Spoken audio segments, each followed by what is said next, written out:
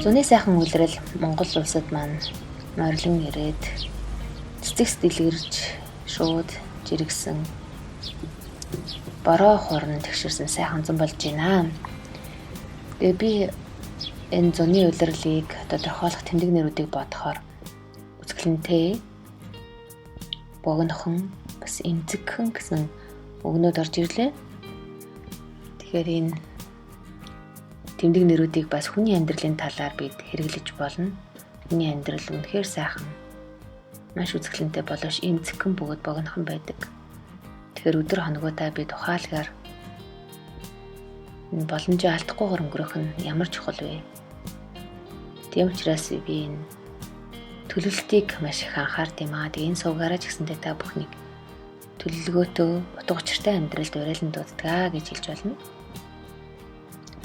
За сайхан бас хүүхдүүдийн манд төрсөн өдөр болсон учраас гэрт ингэж өсгөнүүдийг үлгсэн чимэглэл байгаа болохоор надад нөлөөлөөд 7 сар гэдэг үгээ би энэ уянаас дүүжилчихсэн байгаа мэтээр дүрсэллээ. За энэ нөр хуудсанда би бас Библийн ишлэл бичсэн. За Мика номны 6:8 дээр юун сайн болохыг минь чамд дээр айлцсан.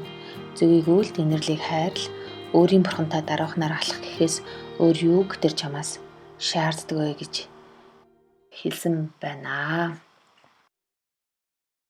Тэгэхээр өөрийнхөө сонгосон замыг даруухнаар бас утга учиртайгаар ингээд туулаад явхаас илүү сайхан амьдрал гэж юу байх вэ? Тэгээ өөрийн сонголт учраас хүмүүд бол төдийлөн харамсах юм төрдөггүй. Харин сонголт хийхгүй, идэхгүй байх тусам хайрын цагаа дэмий өнгөрөөцсөн байна гэх хүн харамсдаг. Тийм учраас ер нь бол цаг мөчийг яг юунд зориулж байгаа вэ? Тэр нэг үнэхээр миний хүсэл мөн үү гэдэгт бас эргцүүлэн дүгнэлт хийж байгаа юм. Зүгээр юм шиг санагддаг.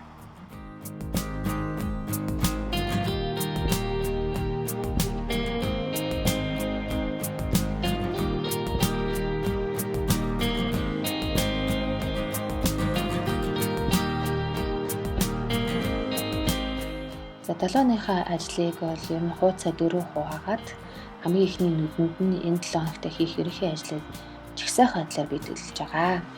За одоо эхнээс нь ингэж үзэх юм бол сар 7 хоногийн төлөвлөлт маань нэг иймэрхүү байдалтай гарлаа. Тэгээд та бүхэндээ зуныхаа улирлыг сайхан өнгөрөхийг өрөөж байна. Баяртай.